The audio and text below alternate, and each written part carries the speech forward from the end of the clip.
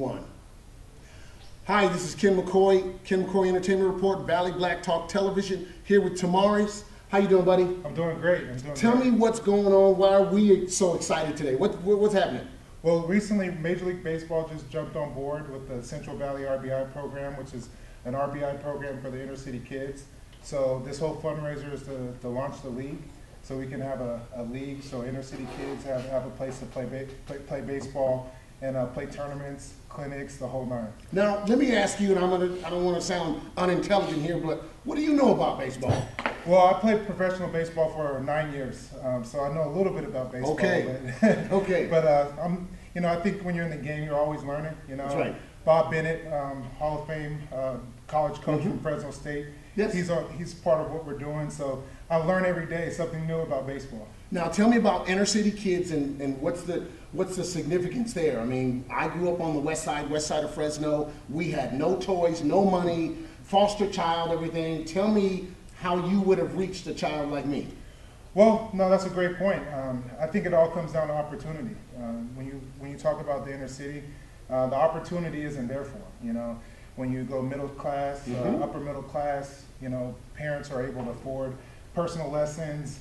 We went to Australia this past December, so most inner city kids can't afford that hit, to be able to afford to pay for it. So what the RBI program does, it kind of brings that all together. The league is very affordable. It's $50 for the season. Okay. That pays for their hat, their jersey, the whole nine. So just being able to give them the opportunity and the resources, and that's where Team Avenue comes into place, because it's opening doors and resources for these kids. And that's important. And today was important because you had a very, very, very special guest. Tell us a little bit about the guest. Well, Ernie Hudson is on board as well as far as what we're doing.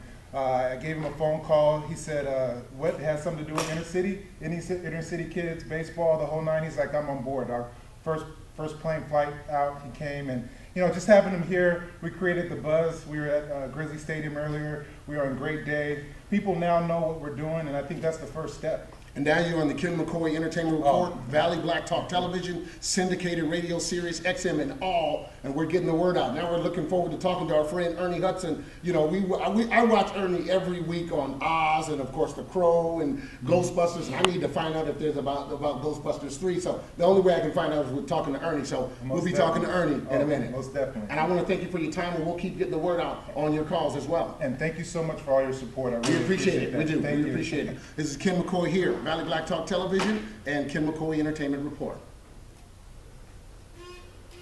Beautiful. Now we're ready for Mr. Ernie Hudson. Thank you so much. Oh, this is beautiful, man. Beautiful. This is beautiful. All right. Mr. Ernie Hudson. Good. How you doing, big man? I'm good, man. How you doing? I'm proud of you. That's all I want to say. Oh, thank you. You represent well. If you can snap with that one, just one, that would be great. Great. Appreciate it. All right, standing by in 3, 2, 1. This is Ken McCoy here in Clovis, California. We travel the globe. We do the Oscars, the red carpet, BET, ASCAP, but right now we're at a great fundraiser in Clovis, California. We're standing with a very good artist. Well, I call him an artist because it's a craft. Mr. Ernie Hudson, how you doing, sir? I'm fine. How are you? I love his voice. I just love his voice. First off, congratulations on helping out in inner city calls. It's wonderful. Well, I'm so honored to have been asked to come. A lot of times people assume that those of us who are in Hollywood don't sort of reach out to the community. So anytime I have an opportunity to come out and support the kids, especially working with the kids, because I think it's a real need there all over the country. So they asked me to come in here. Now, how important is that for you, Ernie? I mean, to really give back, to say, you know what, I know we're busy, I know we have things to do, but let's take a minute to think about where we came from. Where did you come from, Ernie? Well, I'm from Benton Harbor, Michigan, and I never knew my father. My mother died when I was 3 months old. My grandmother raised me. And growing up in the inner city, we certainly had no money. I never knew that I'd go to college. I actually eventually did go to college and went on to Yale and did graduate work, and found acting. So I was very, very fortunate. But a lot of kids aren't as fortunate to kind of figure it out that way. So I think it's very important for us to make ourselves available to those kids so they can see that the possibilities are there for them as well. Now, you're working on a lot of projects. Tell us some projects you're working on now. Well, this past season I was did a recurring on Law and Order with Essa Peta. We did a movie called Lackawanna Blues together, and Yes. so I worked on that. I also do a television show called Secret Life of the American Teenager on ABC Family. Wesley Snipes and I, we just finished a movie called Game of Death. We shot it in Detroit, which really now trying to get more films to come there. Next week I'm flying to Austin, Texas to shoot a film with John Schneider called Doom, even though I think they're going to change the title of the film. Working title, I got you. And, but I do animated work, just finished work on Beverly Hills Chihuahua 2. You heard the leak right here. You heard the leak. Ernie Hudson here. Go ahead. Yeah, so I just, I believe in staying busy. I'm doing a lot more public speaking. I was just speaking at the National Organization for Mentoring of Children of Incarcerated Parents. I spoke at the National Prison Summit up in San Francisco last November. But I think it's just very important that we begin to tell our stories to our children, because I think a lot of us are leaving it up to the television and producers, movie producers, to tell our stories. And they can't tell our stories. We need to let them know who they are, and part of who they are is who we are. So my success is only valid if they're successful. So I want to see kids do well. I want to see at least them to get the idea that if they don't accomplish what they want to, they had a hand in it, not that they have no control over it. You know, it's really up to you, and the possibilities are there, and the people who are out there willing and wanting to help you do the thing that you want to. That's heavy. This is Ernie Hudson. He's putting aside his craft to say he's reaching out to those in need. And then he says once he gives the information out there to the right people, then it's up to you with what you do with it. So you're busy, man. How do you stay so busy and manage all of this? Well, you know, I'm in a stage in life now where I can say no to a lot of projects that come up and do the things that I really want to do. And in the meantime, I kind of get out. I like traveling and, you know, meeting people and seeing the people who see the movies. And so for me, it's all a blessing. At this stage in my life, a lot of kids I grew up with, they just aren't around anymore. And God has blessed me to have good health. And I just, you know, this is easy, man. I get to shake hands and smile and do the work that I love to do. So I'm blessed. I'm blessed in so many ways. I mean, I live a life that as a little kid I couldn't have dreamed of, and so I'm very, very thankful. You doing any writing, Ernie? You're heavy, so talk to me. Yeah, I'm actually working on my book now, because now that I've started doing a lot of the speaking, I think I do want to work on a book. I did started writing in college. I wrote a lot of plays. I got a scholarship to Yale as a playwriting student. So now the writing is coming back. Now that I've sort of not pulled away from acting, but just really being a lot more selective in terms of the things I do.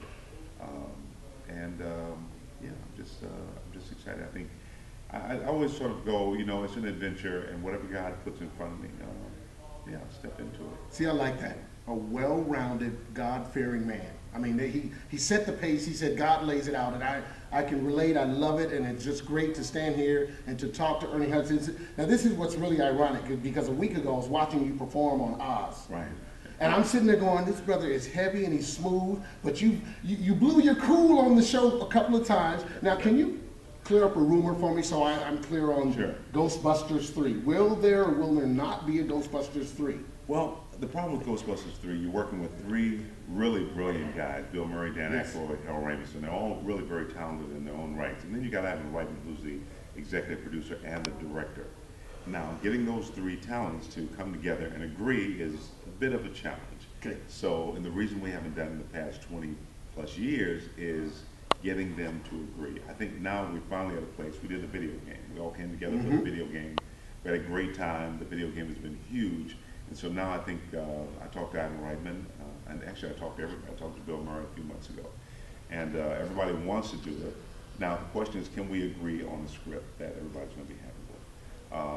And if that happens, we'll be shooting in the fall and it'll be out next spring. I would love to see it happen, because I travel all over the world, and no matter where I go, people will show up in their Ghostbuster outfits, you know, their backpacks, they build these cars.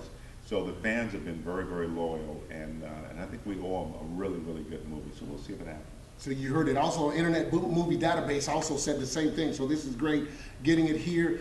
I'm so honored. I'm Ken McCoy, standing here with Mr. Ernie Hudson. He's doing all kinds of things, but the number one thing you need to know, number one, he's a God-fearing man. Number two, he believes in giving back to the community. Ernie, I want to thank you for your time and for your wisdom. And you know I'm looking forward to your writing, so if you write a book, I'm really looking forward to Okay. to your level and your language, because I know you want to spill it on paper. I think it's very important that we tell our story, especially black men. It's very, very important that we give our message. So many people have been interpreting for us, saying what we're about. I think it's time we said what we're about. Our kids need to know. That's a different show. I should sit down with Ernie, fly to another seat and catch him, and just sit down with him on the plane and talk to him about it. This is Ken McCoy live here in Clovis, California with Mr. Ernie Hudson. Thank you so much. It's great to meet him. Great to be here. Thank you, Ernie. Thank you very much.